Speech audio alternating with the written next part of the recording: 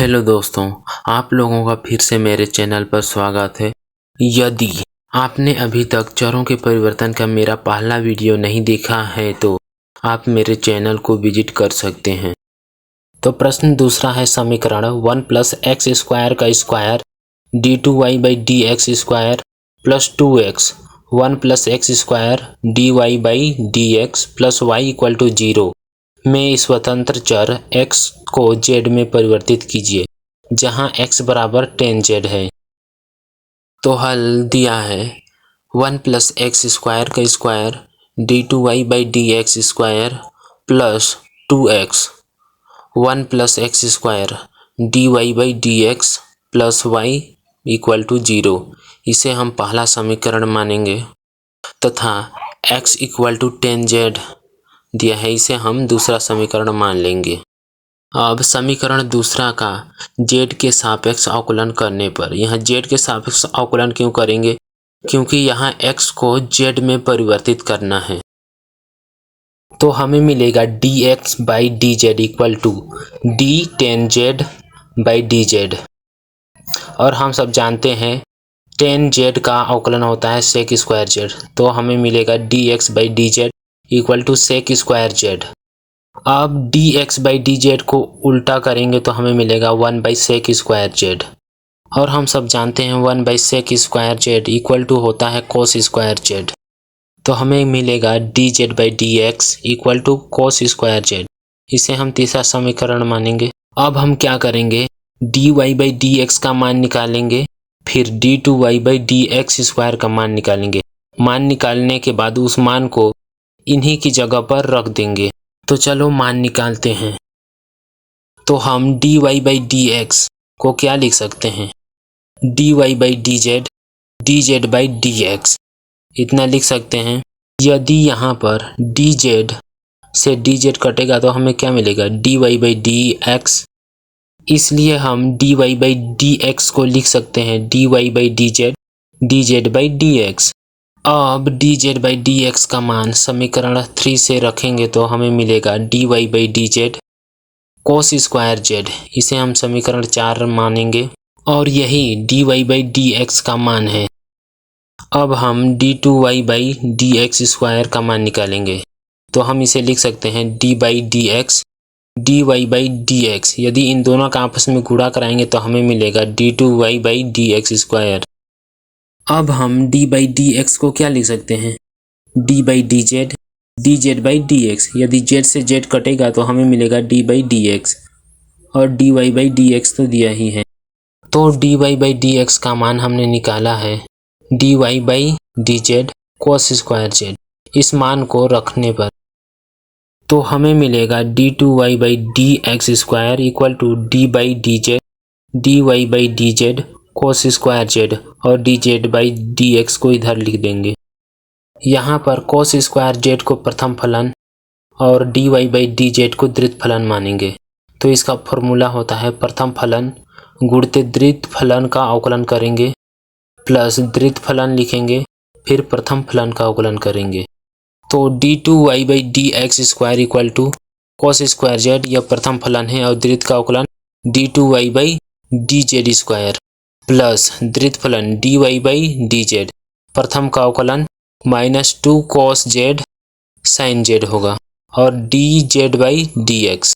अब D Z by D x का मान रखेंगे समीकरण 3 से कोस स्क्वायर जेड तो हो जाएगा d two Y by D x square equal to cos square z d two Y by D z square plus d Y by D z -2 cos z sine z cos square z.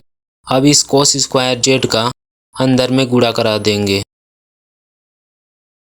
तो हमें मिलेगा D two Y by D x square equal to cos 4 z d two Y by D z square -2 cos cube z sine z d Y by D z. अब समीकरण 1 में समीकरण 2, 4 व 5 के मान को रखने पर तो समीकरण 1 है 1 प्लस एक्स स्क्वायर का square D two Y by D x square plus 2x 1 plus x square D Y by D x plus Y equal to 0। अब क्या करेंगे, D Y by D X और D two Y by D x square का मान रखेंगे। सबसे पहले हम x का मान रखेंगे और x बराबर दिया गया है tan z समीकरण 2 से। मान रखेंगे तो हमें मिलेगा 1 प्लस tan स्क्वायर z का square D two Y by D x square plus 2 tan z 1 plus tan square z d Y by D x plus Y equal to 0। तो हमें मिलेगा 1 प्लस tan स्क्वायर z का square cos 4z d two Y by D z square minus 2 cos cube z sine z d Y by D z. यह d two Y by D x square का मान है plus 2 tan z 1 plus tan square z d Y by D z cos square z plus Y equal to 0 और यह d Y by D z का मान है। और यहाँ पर हम 1 प्लस tan स्क्वायर जेड को लिख सकते हैं सेक स्क्वायर जेड का स्क्वायर अर्थात सेक 4z तथा 1 प्लस tan स्क्वायर जेड को हम लिखेंगे सेक स्क्वायर जेड। तो हमें मिलेगा sec 4z cos 4z d two Y by D z square minus 2 cos cube z sine z d Y by D z plus 2 tan z sec square z d Y by D z cos square z plus Y equal to 0।